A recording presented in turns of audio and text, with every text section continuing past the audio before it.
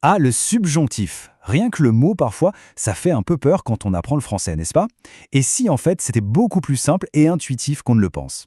Aujourd'hui, on va voir ensemble que le subjonctif, ce n'est pas juste une règle de grammaire un peu obscure. Non, c'est une véritable façon de voir le monde. C'est toute la différence entre ce qui est, la réalité brute, et ce que l'on ressent à l'intérieur. Allez, c'est parti pour ce petit voyage. En fait, tout part d'une idée assez simple. La langue française ne se contente pas de décrire les faits, de dire ce qui se passe de manière objective. Elle possède aussi des outils incroyablement précis pour exprimer la manière dont on perçoit ces faits. Autrement dit, il y a un mode pour parler de la réalité et un autre pour parler de notre monde intérieur, de nos émotions, de nos doutes, de nos désirs. Et c'est exactement ça la clé du subjonctif. On a donc bien ces deux mondes qui coexistent. D'un côté, on a le réel, les faits concrets, et de l'autre, notre perception, notre ressenti subjectif. Et pour passer de l'un à l'autre, eh bien, le français utilise deux modes principaux, l'indicatif pour le réel et le subjonctif pour tout ce qui est du domaine du ressenti. Regardons cet exemple, c'est très parlant. À gauche, la phrase « il est là ». Bon, c'est un fait, une observation pure et simple. On utilise donc l'indicatif, c'est logique. Maintenant, à droite, on ajoute une couche personnelle. Je suis content qu'il soit là. Le fait de base est toujours le même, hein. Il est bien là. Mais là, en ajoutant mon émotion, je suis content, eh bien, je bascule dans le monde subjectif et, hop, le verbe doit changer. Est devient soit. C'est ça, toute la magie et la logique du subjonctif. D'accord. Mais alors, comment on sait quand il faut basculer dans ce fameux monde subjectif? En fait, ce n'est pas vraiment un choix. C'est une nécessité grammaticale. Il y a certaines expressions qu'on peut imaginer comme des sortes de portails qui nous obligent à passer en mode subjonctif. Et voici les déclencheurs les plus courants. Dès qu'on exprime une obligation avec « il faut que », un désir, une émotion ou un doute, eh bien on active le subjonctif. Pensez-y comme à des panneaux de signalisation qui nous disent « Attention, vous quittez l'autoroute des faits pour rentrer sur le chemin de la perception personnelle ». Prenons l'obligation par exemple. La structure « il faut que » est un déclencheur automatique. Ce n'est pas une constatation, c'est une nécessité, une sorte de pression qu'on exprime. Donc, logiquement, le verbe qui suit se met au subjonctif, en portier.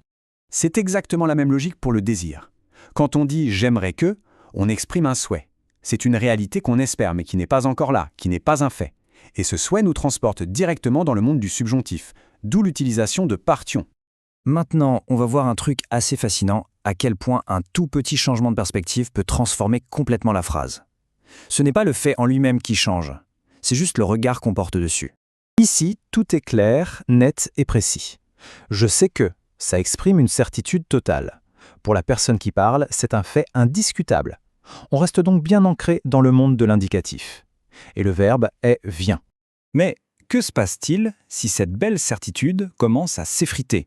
Si on introduit ne serait-ce qu'une petite graine d'incertitude dans l'équation, eh bien toute la mécanique grammaticale va devoir s'ajuster immédiatement. Et voilà le résultat. On remplace « je sais » par « je doute ». Et tout bascule. Le sujet principal, ce n'est plus la réalité extérieure, ce n'est plus « tu viens ». Le sujet, c'est mon état intérieur, mon doute.